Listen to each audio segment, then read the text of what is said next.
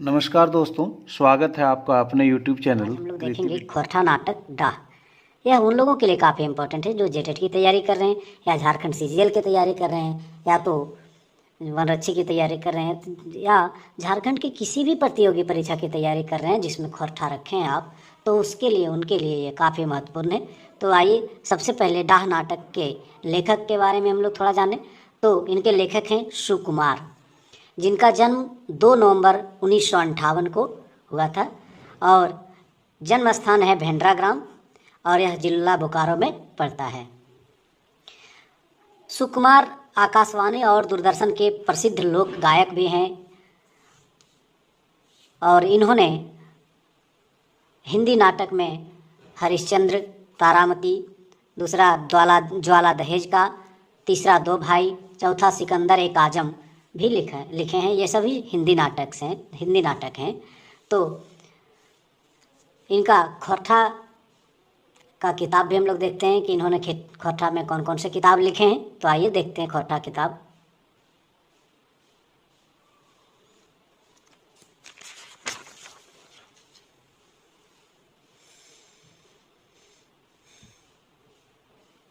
सुकुमार द्वारा लिखे गए खोरठा किताब डाह ये नाटक है। पैन सोखा खोरठा गीत संग्रह है। संबाती, झिंगूर, मदन भेरी और बाबा हाथेग रतन ये खंड काव्य है। ये सुकुमार जी का खोरठा किताब है ये सब।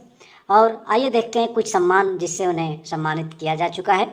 1993 में खोरठा रत्न उपाधि से सम्मानित किया गया है। यह बोकारो खोरठा कमेटी द्वारा दिया गया है। 2006 में अखड़ा सम्मान उनको मिला है और यह झारखंडी भाषा साहित्य संस्कृति अखड़ा द्वारा दिया गया है।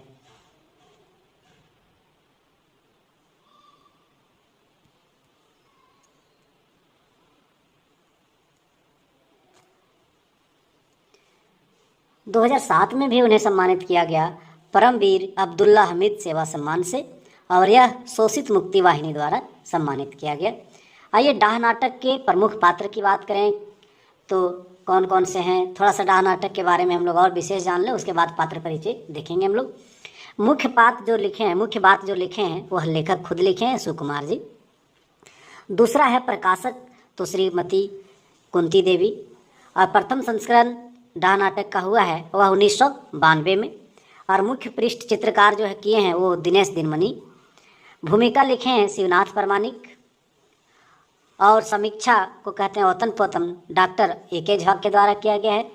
पहला बार नाटक जो खेला गया वह बसंत पंचमी में खेला गया और वह 7/2/1984 में। नाटक करनेहार कौन थे, नाटक करने वाले कौन कौन लोग थे। नवीन बाल समिति जवाहर राष्ट्रीय भेंड्रा के सदस्य थे। इसका पात्र का परिचय हम लोग देख लें कि इस नाटक में कितना पात्र है। तो जैनी पात्र जो है, स्त्री पात्र वो 2 है। एक रचना है जो विवेक की पत्नी है और भावना जो है वह विराट की पत्नी है। दोनों ही ने पॉजिटिव रोल अदा किया है। दूसरा है मर्द पात्र में कहिए कि पुरुष पात्र जो है उसमें से विवेक जो है वो नायक हैं। इस नाटक के नायक शेखर विवेक का छोटा भाई है जो खेती करता है। सेठ रेवती प्रसाद रेवती इंजीनियरिंग वर्क्स के मालिक हैं। ध्रुव सिंह आपका रेवती इंजीनियरिंग वर्क्स के मैनेजर हैं। और विराट एक धूर्त लड़का है, ईर्ष्यालु लड़का है जो खलनायक का रोल किया है इसमें विराट। जग्गा कारखाना का सुपरवाइजर है। गुप्ता जी एक सरकारी वकील हैं और बक्सी जी जो हैं वो दूसरे पक्ष का वकील है। तो ये हम लोग देखें पात्र परिचय। अब हम लोग कहानी पर आएंगे और पूरा नाटक का क्या है सारांश वो देखेंगे और फिर हम लोग प्रश्नोत्तर भी देखेंगे बाद में। डाह जो है कहानी, डाह जो नाटक है यह एक सामाजिक नाटक है और इसका संक्षिप्त परिचय देखेंगे। उससे पहले डाह का हम लोग मीनिंग समझ लें। डाह शब्द का क्या अर्थ होता है। तो डाह का हिंदी मीनिंग हो गया ईर्ष्या, ज्वेलस। उसको हम लोग खोरठा में जलन भी कहते हैं और परपरी भी कहते हैं। हम लोग देखते हैं गांव में कोई तरक्की करता है तो एक दूसरे लोग जलन करने लगते हैं, ईर्ष्या करने लगते हैं, परपरी करने लगते हैं। तो उसी पर आधारित यह एक नाटक है जिसको सुकुमार जी ने बहुत ही अच्छे तरीके से पेश किए हैं। और इसमें क्या है कि विवेक और शेखर दो भाई रहते हैं, दोनों आपस में भाई हैं। बड़ा भाई का नाम विवेक है और छोटा भाई जो है वो शेखर है। दोनों भाई के बीच आपसी प्रेम है। बड़े भाई की शादी रचना से होती है। तो बड़े भाई की पत्नी का नाम क्या हुआ? रचना। पूरा परिवार में आपसी तालमेल से तरक्की कर रहा है। रचना भी एक व्यवहार कुशल महिला है और विवेक बोकारो के एक प्राइवेट कंपनी में काम करता है और कंपनी का नाम है Revathi engineering works. Revathi engineering works. ध्यान रखिएगा कि कभी कभार पूछ लेता है कि विवेक किस कंपनी में काम करता था, तो रेवती इंजीनियरिंग वर्क्स में विवेक काम करता था। विवेक का छोटा भाई शेखर घर में ही खेती बाड़ी का काम करता है। दोनों भाई अपने अपने काम में ईमानदार हैं, इसीलिए दोनों भाई अपने अपने जगह तरक्की कर रहे हैं। विवेक की ईमानदारी से खुश होकर उसके मालिक उन्हें सुपरवाइजर से फोरमैन में प्रमोशन कर दिया जाता है। इधर शेखर के खेतों में भी उपज बढ़ जाती है और नए बैलों का जोड़ा भी खरीद लेता है शेखर। तो कुल मिलाकर के उस परिवार का तरक्की बढ़िया है। दोनों ईमानदारी से खटते हैं, दोनों में बहुत प्रेम है। तो अब आइए देखते हैं कि कहानी कहाँ करवट लेता है। विवेक के गांव में ही विराट नाम का एक आदमी है। कौन नाम का? विराट नाम का आदमी है जो इस नाटक में खलनायक का रोल किया है। तो विराट नाम का एक आदमी है जो बहुत ही दुष्ट और ईर्ष्यालु आदमी है। विराट जो है वह दुष्ट भी है और ईर्ष्यालु भी है। विराट जो है विवेक के कारखाने में ही विवेक के अंडर काम करता है। विराट प्रतिदिन शराब पीता है, जुआ खेलता है, यहाँ तक कि जुआ खेलने में अपनी पत्नी तक का जेवर भी बेच दिया होता है। अपनी पत्नी एवं घर वालों के साथ साथ मारपीट भी करता रहता है। तो विराट को किसी भी काम में को ढंग से नहीं करता। विराट किसी भी काम को ढंग से नहीं करता है। कहिए कि वह कामचोर है। वह कारखाने में भी ढंग से काम नहीं करता है और अपने साथियों को भी काम नहीं करने देता है।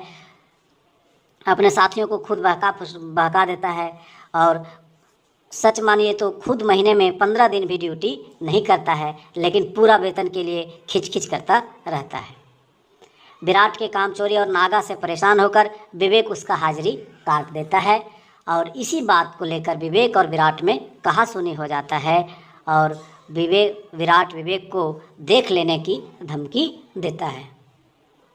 लेकिन दुष्ट विराट कारखाने में विवेक का कुछ बिगाड़ नहीं पाता है, पर विराट अपने साथ काम करने वाला एक बोतलयार जग्गा की मदद से किसान शेखर को अपने भाई भाभी मतलब विवेक भाई भाभी के खिलाफ बहकाने में सफल हो जाता है।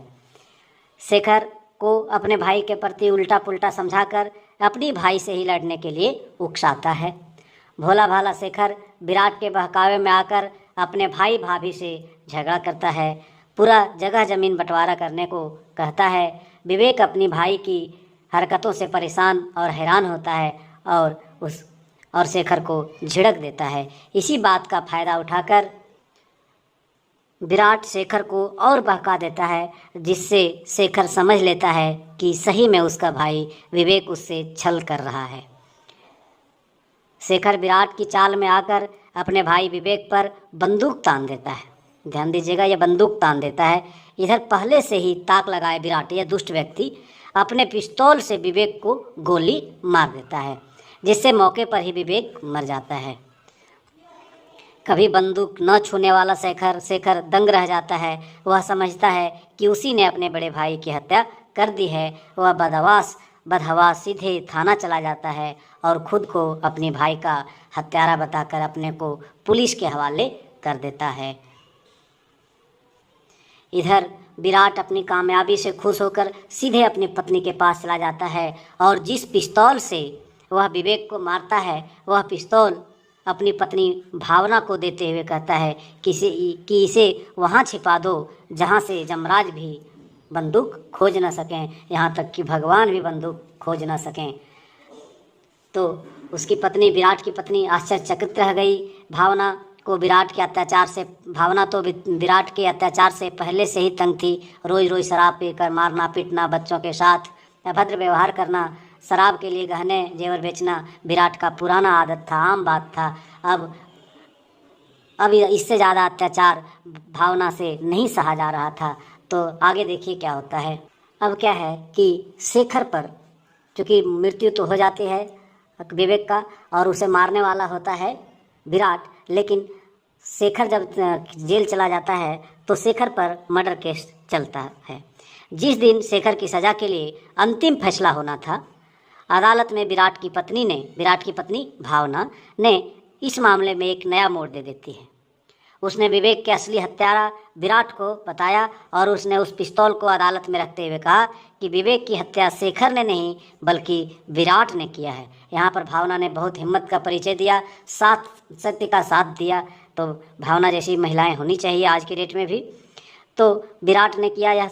मृतक के सीने से निकले गोली और पिस्तौल की गोली के आधार पर यह साबित हो जाता है कि विवेक की हत्या बंदूक से नहीं, शेखर के पास बंदूक था और विराट के पास पिस्तौल था। तो ये साबित हो जाता है कि विवेक की हत्या बंदूक से नहीं बल्कि पिस्तौल से की जाती है। इस प्रकार अदालत विराट को पकड़कर शेखर को रिहा कर देती है। यहाँ पर विराट दोषी साबित हो जाता है और शेखर निर्दोष साबित हो जाता है। अदालत से घर आने पर शेखर को अपनी विधवा भाभी से एक वसीयतनामा मिलता है, जिसमें विवेक द्वारा अपनी हिस्से का भी ज़मीन जायदाद शेखर के नाम से लिखा होता है। इसे पढ़कर शेखर को काफ़ी अफसोस होता है कि जिस भाई पर हम शक संदेह कर रहे थे वह तो देवता तुल्य था। पश्चाताप के तौर पर शेखर जाकर अपनी विधवा भाभी के पैरों पर गिर जाता है और माफ़ी मांगता है। इस तरह से यह नाटक एक सामाजिक नाटक है जिसका अंत काफ़ी दुखद है। यदि मित्रों ये वीडियो आपको अच्छा लगा हो तो प्लीज़ मेरे चैनल को आप अब तक सब्सक्राइब नहीं किए हों तो अब कर लें और बेल आइकन से भी आप दबा लें, ताकि मैं जब भी वीडियो डालूं तो आपको इसकी सूचना मिल जाए और आप इसे पढ़ कर के लाभान्वित हो सकें। और एक और भी रिक्वेस्ट है कि यदि आप यह वीडियो अपने दोस्तों के बीच में शेयर कर देते हैं तो आपके दोस्त भी इससे लाभान्वित होंगे। Thank you. नेक्स्ट में हम लोग इसी का प्रश्नोत्तर देखेंगे नेक्स्ट वीडियो में।